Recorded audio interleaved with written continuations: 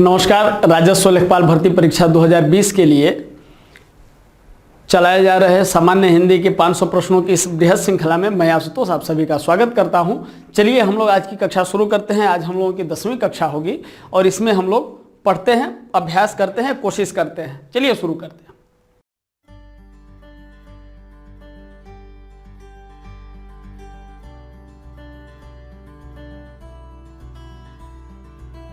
क्या आप राजस्व लेखपाल भर्ती परीक्षा 2020 के लिए तैयारी कर रहे हैं? तो जुड़िए हमारे 90 दिन के क्रैश कोर्स प्रोग्राम से। इस क्रैश कोर्स का उद्देश्य छात्रों को घर बैठे राजस्व लेखपाल परीक्षा की संपूर्ण तैयारी करवाना है।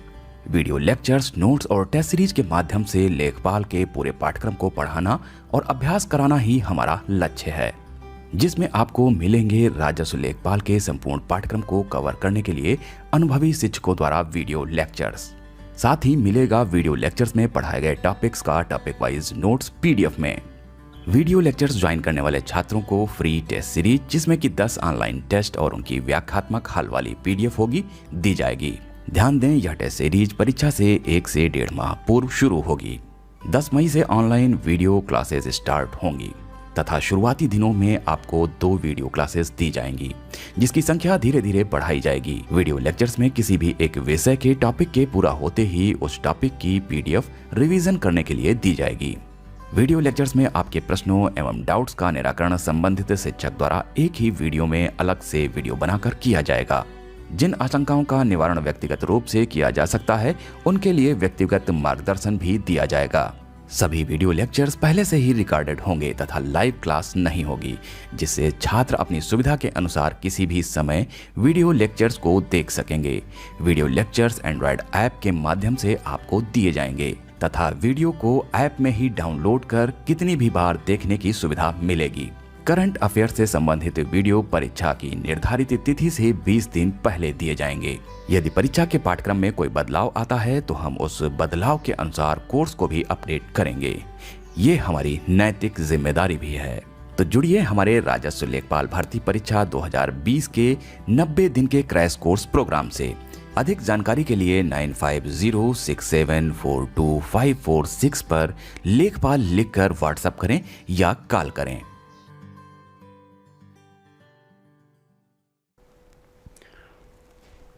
प्रश्न संख्या 226 की हम लोग बात करें। इससे पहले प्रश्न संख्या 225 हम लोग देख चुके। तो नाहर के लिए समुचित पर्यायवाची शब्द है। नाहर का जो अर्थ होता है वह नाहर का प्रयोग शेर के लिए शेर के संदर्भ में ही होता है। तो अब यहां पर हमें व्याघ्र और शेर 2 बात की गई है। तो नाहर शब्द शेर के लिए प्रयुक्त होगा या व्याघ्र के लिए प्रयुक्त होगा, अब थोड़ा सा इसके बारे में हम लोग यहां चर्चा कर लेते हैं। तो शेर जो है नाहर, केसरी, मृगेंद्र, वनराज आदि सिंह के ही पर्यायवाची हैं। तो नाहर का जो प्रयोग होगा वो शेर के संदर्भ में होगा। अन्य पर्यायवाची को हम लोग इस तरह से जानेंगे कि जल, जहर, जगत, जीव, जंगल, जेवर, ज्योति, जहाज, जानकी और जानकी।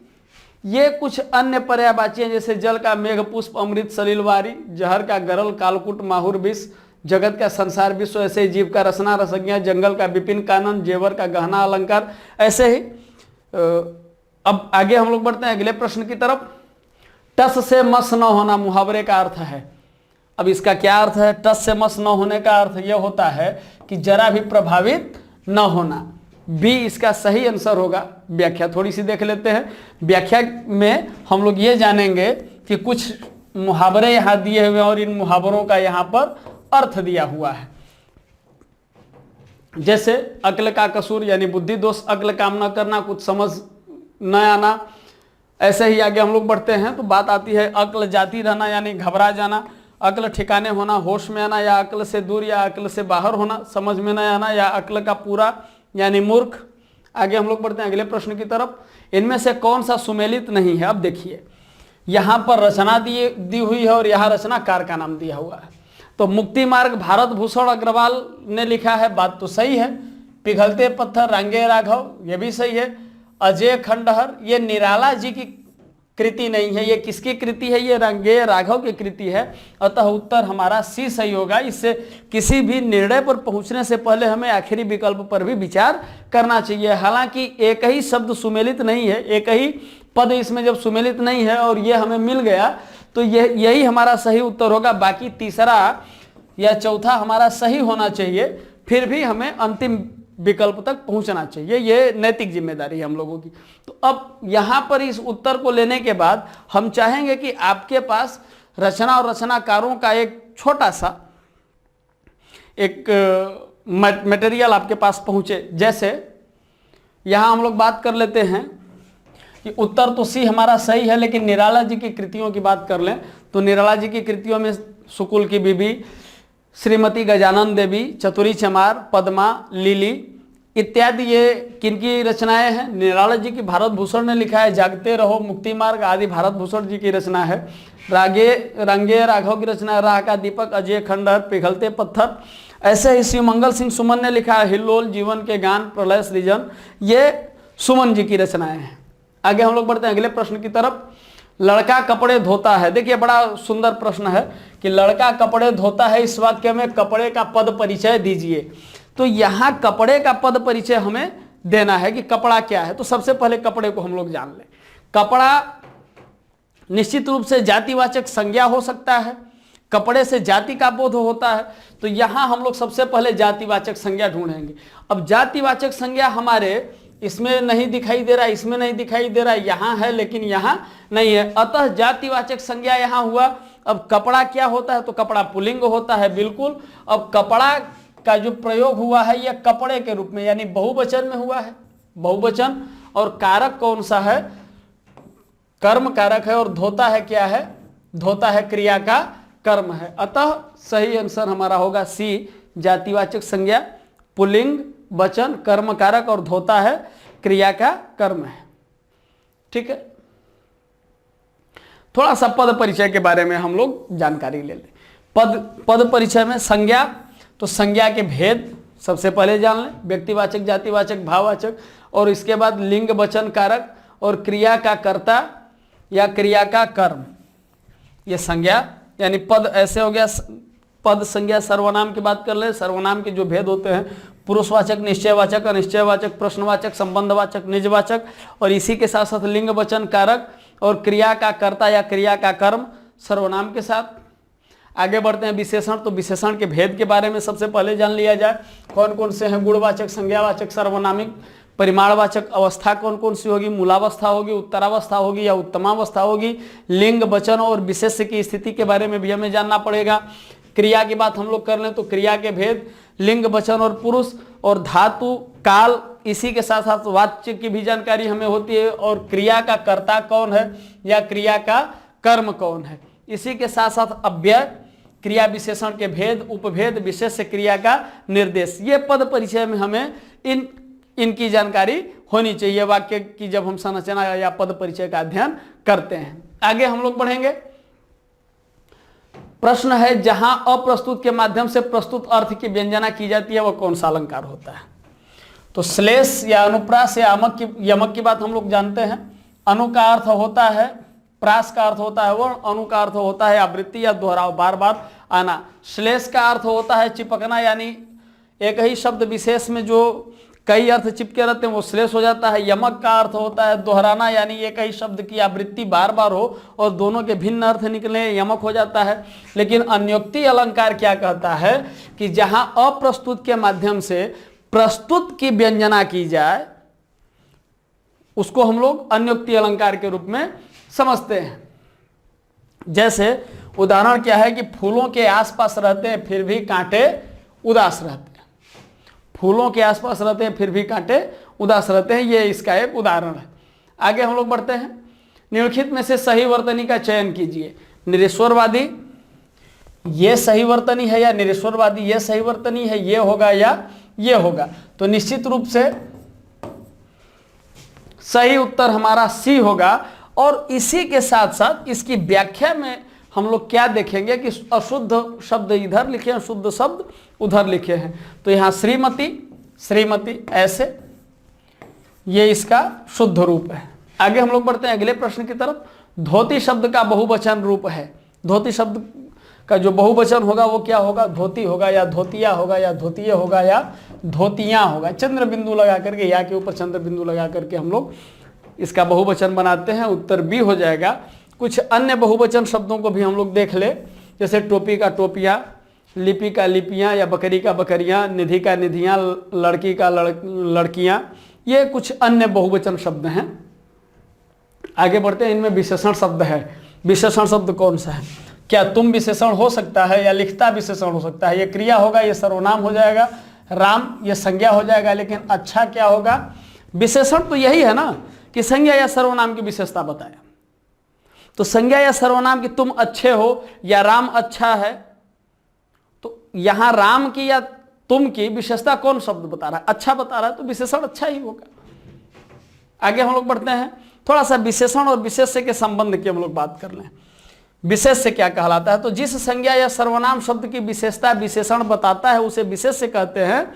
और उदाहरण के लिए हम लोग देखेंगे, काला घोड़ा दौड़ रहा है।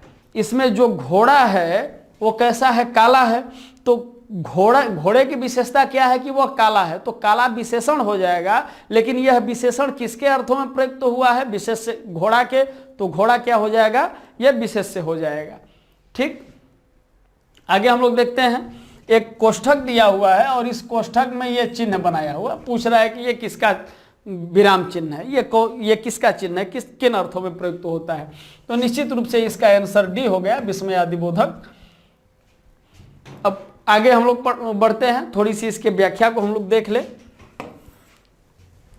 हालांकि इस चिन्ह को तो विस्मयबोधक चिन्ह कहते हैं, लेकिन इसका प्रयोग विस्मय, हर्ष, घृणा, आश्चर्य, करुणा, भय इत्यादि मनोभावों को प्रकट करने के साथ ही साथ ये सादर संबोधन में तथा अपनों से छोटों के प्रति शुभकामनाओं और सद्भावनाओं के लिए भी यह इसका प्रयोग हम लोग करते हैं। ठीक है, उदाहरण के रूप में हम लोग देखें जैसे, ठीक। अब आगे बढ़ते हैं अगले प्रश्न की तरफ। शुद्ध शब्द है रामायण, तो इसका तो सीधा सीधा आप समझ रहे हैं कि इसका शुद्ध शब्द रामायण है। ठीक है, कुछ अन्य शुद्ध और अशुद्ध शब्दों को भी आपके पास हम समर्पित करते चले आपको, जैसे सिंदूर। तो इसमें क्या दिक्कत है? इसमें दिक्कत यह है कि इसमें लघु हर्षुकार है, जबकि यहां होना चाहिए दीर्घुकार। ऐसे इस सूर्य में छोटा ऊ की मात्रा है, जबकि बड़ा ऊ की मात्रा होनी चाहिए। और यहां पर साधुवाद होना चाहिए, जबकि यहां पर क्या लिखा है? साधुवाद लिखा है। अतः यह गलत है। सदृश्य नहीं होता, सदृश होता है। सदृश्य नहीं होता, सदृश होता है। ठीक है, शासन की जगह क्या हो जाएगा? शासन। शासन की जगह क्या होगा? शासन होगा। आगे हम लोग बढ़ते हैं। अहेतुकी का शुद्ध रूप है।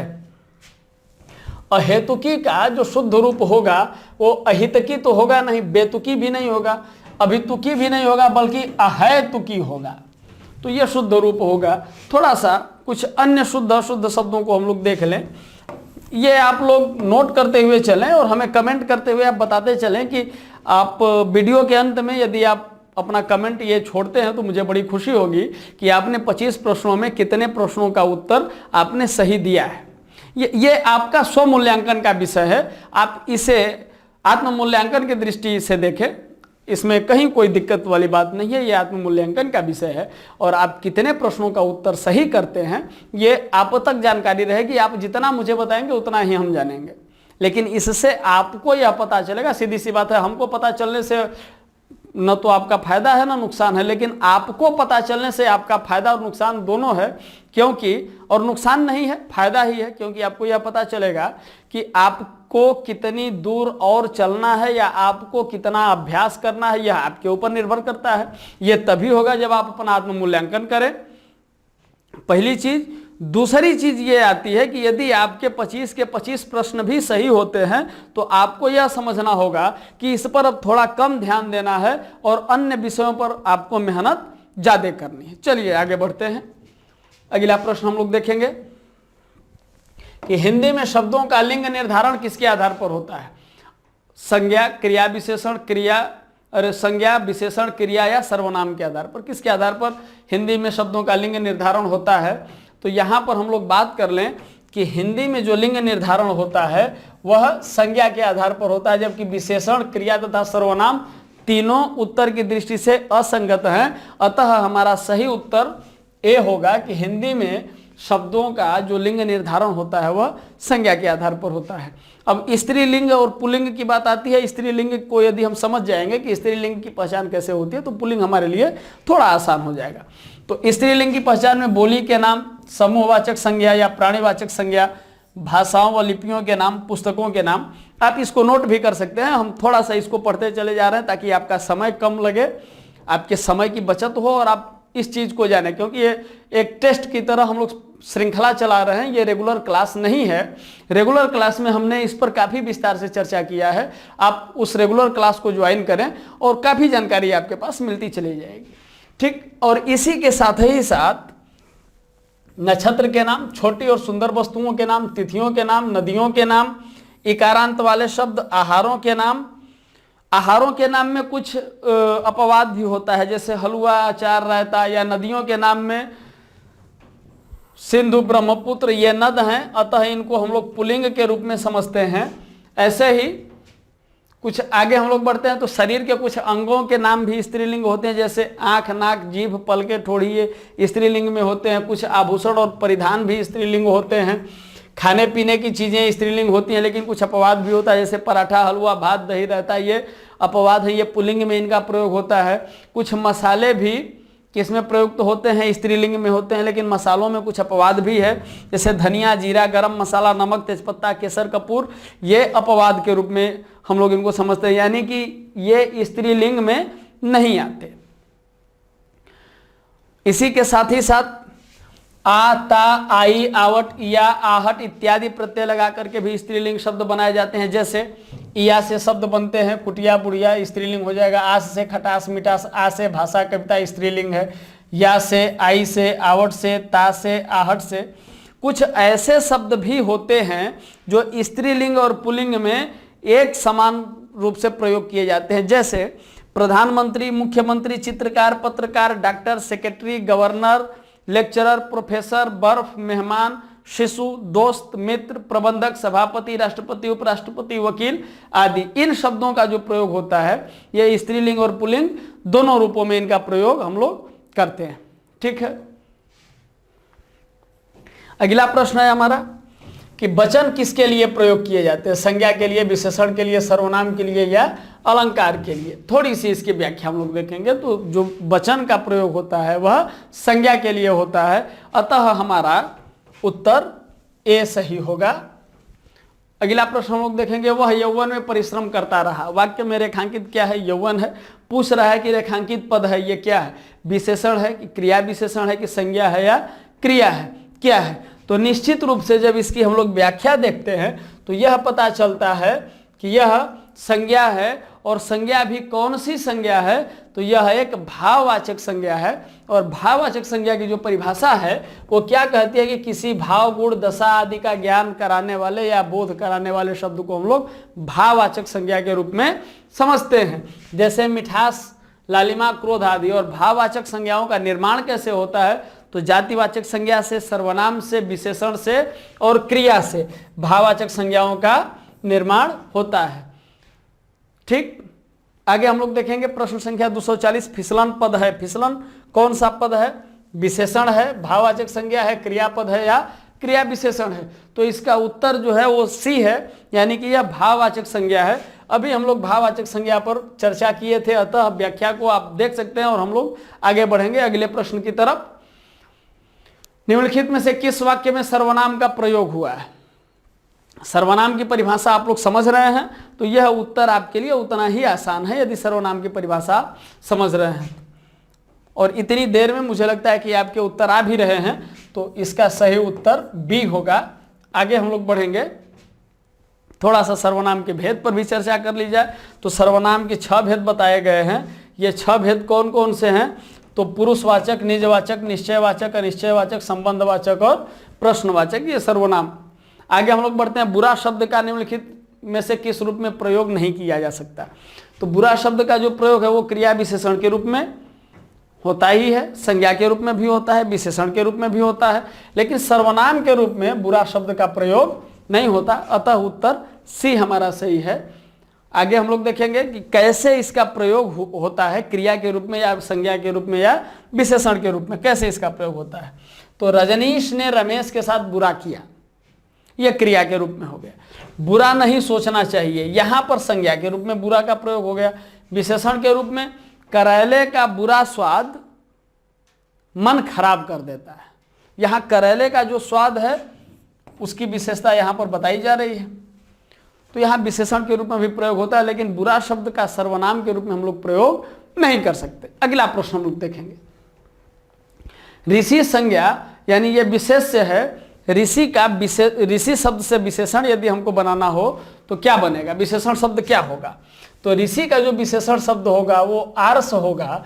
इसी के साथ ही साथ थोड़ा सा विशेष यानी संज्ञा से विशेषण कैसे बनाया जाए, क्या कौन कौन से शब्द होंगे उसको हम लोग देख लेते हैं। तो समास से समासिक हो जाएगा, समाज से सामाजिक हो जाएगा, समर से सामरिक। ऐसे ही थोड़ा सा प्रश्न पर हम लोग चलते हैं। प्रश्न क्या कहता है कि ऋषि संज्ञा शब्द से विशेषण शब्द आर्ष बनेगा। विकल्प ए तो सही है। अन्य विकल्प जैसे ऋषि कल्प, ऋषिवत और ऋषि तुल्य विशेषण पद का निर्माण नहीं करते हैं, अतः वो असंगत है। हमारे लिए मतलब की चीज क्या है, ए है। आगे बढ़ेंगे। रस कितने प्रकार के होते हैं, तो जैसा कि हम लोग जानते हैं रस 9 प्रकार के होते हैं। कौन कौन से, रसराज श्रृंगार रस के साथ हास्य रस, करुण रस, रौद्र रस, वीर रस, भयानक रस, विभत्स रस, अद्भुत रस और शांत रस हम लोग समझते हैं। आगे हम लोग बढ़ेंगे। विमल वाणी ने बीणा ली, कमल कोमल कर में सप्रीत में कौन सा अलंकार है। अब देखिए यहां पर व यहां पर भी आ रहा है, क और क यहां पर भी आ रहा है। यानी कि यमक की हम लोग बात करते हैं तो इसमें शब्दों की आवृत्ति 2 बार होती है और अर्थ क्या होता है, भिन्न अर्थ प्रकट करते हैं। अर्थ भिन्न होता है, एक ही शब्द 2 बार आता है, आवृत्ति तो होती है लेकिन भिन्न अर्थ प्रकट होता है। श्लेष अलंकार में एक ही शब्द में कई अर्थ रहते हैं, शब्द विशेष में कई अर्थ छिपे रहते हैं। लेकिन जब अनुप्रास की शाब्दिक व्याख्या हम करते हैं तो ये होता है, प्रास का अर्थ होता है वर्ण और अनु का अर्थ होता है बारंबारता या आवृत्ति। यानी वर्णों की आवृत्ति यदि बार बार हो तो वहां अनुप्रास अलंकार होगा। अतः यहाँ पर व की आवृत्ति बार बार हुई है और क की आवृत्ति बार बार हुई है, अतः यहाँ पर कौन सा अलंकार होगा, अनुप्रास अलंकार होगा। आगे हम लोग बढ़ते हैं इस व्याख्या के साथ ही। निराहार शब्द का अर्थ है, निराहार शब्द का अर्थ क्या होगा, सही उत्तर चुनिए। बिल्कुल निराहार का अर्थ बिना आहार। आगे हम लोग बढ़ेंगे। वाक्यांश के लिए एक शब्दों का उदाहरण भी हम लोग कुछ लेते चलें साथ ही साथ। ऐसा नहीं है कि केवल मार्क टेस्ट हो और यहाँ से प्रश्न डिलीवर हो और आप उसका उत्तर दें या यहाँ से उत्तर बताया जाए, ऐसा नहीं है। कुछ लाभ आपका भी होना चाहिए। 30-35 मिनट आप जो समय दे रहे हैं तो इस 35 मिनट के बदले आपको उससे ज़्यादा सामग्री चैनल देने की कोशिश करता है, या हम प्रयास करते हैं कि इस समय के बदले आपका जितना कीमती समय है उससे ज़्यादा आपको उसका प्रतिरूप मिले, ठीक, प्रतिफल उसका उससे ज़्यादा हो। वाक्यांश के लिए एक शब्द क्या है, जो कहा गया हो, अकथित। जहां जरूरत आपको महसूस करे वहां नोट कर लीजिए। वीडियो को रोक करके आप कलम कापी लेकर के उसको नोट करते हुए चलिए, और मेरा दावा है कि आपके पास एक बृहद नोट्स तैयार हो जाएंगे जो आपकी तैयारी के लिए, आपके अध्ययन के लिए बहुत उपयोगी होंगे। ठीक है, जो कहीं बात कहीं जाकर लौट आया हो, प्रत्यागत, जो कानून के अनुकूल हो, विधि सम्मत। ऐसे ही अगला प्रश्न हम लोग देखते हैं। 7 दिनों के लिए एक शब्द चुनिए।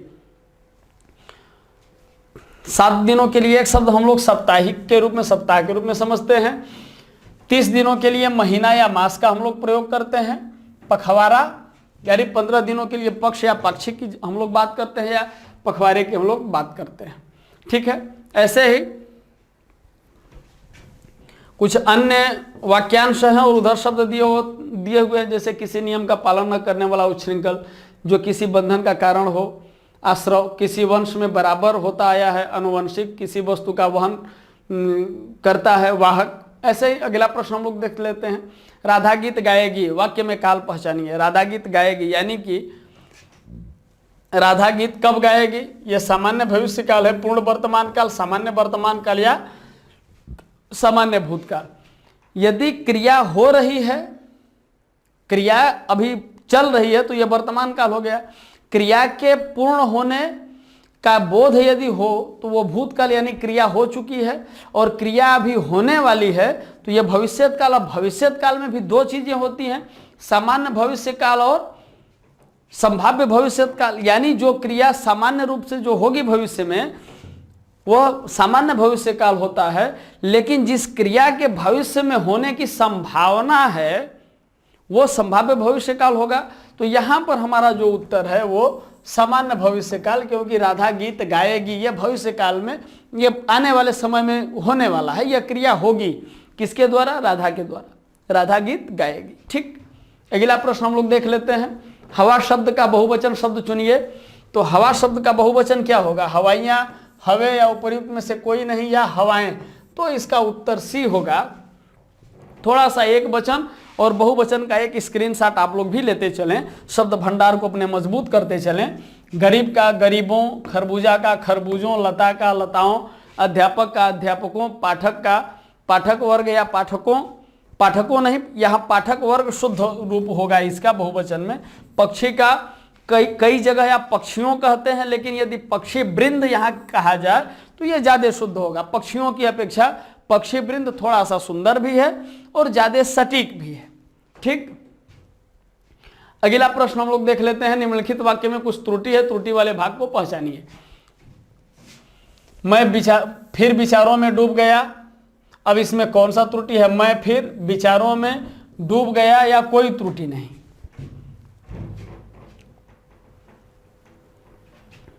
देखिए, तो इसका सही आंसर है कि इसमें कोई त्रुटि ही नहीं है, आंसर डी है।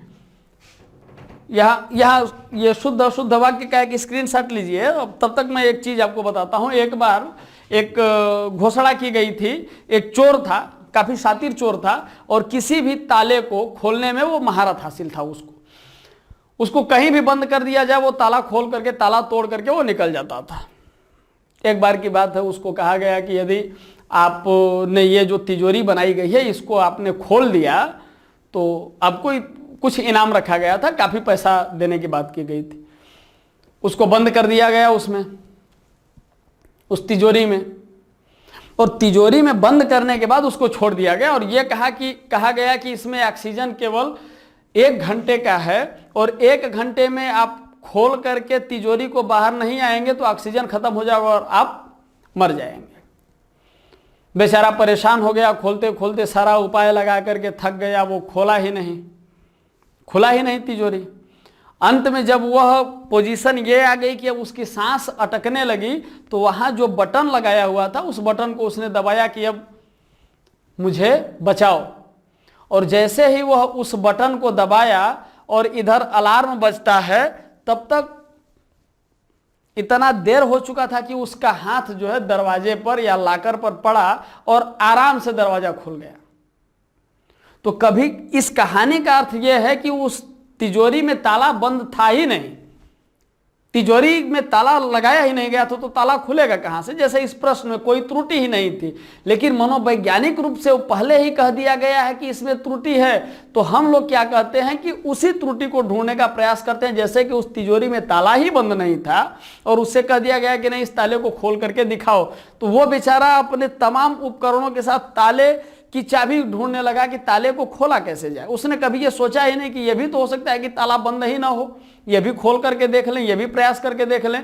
तो प्रयास की अंतिम सीमा क्या है ये हमको आपको नहीं पता है, लेकिन एक चीज जो पता है वो ये है कि हमें अपने प्रयास को निरंतर करते रहना चाहिए और प्रयोग की निरंतरता होनी चाहिए।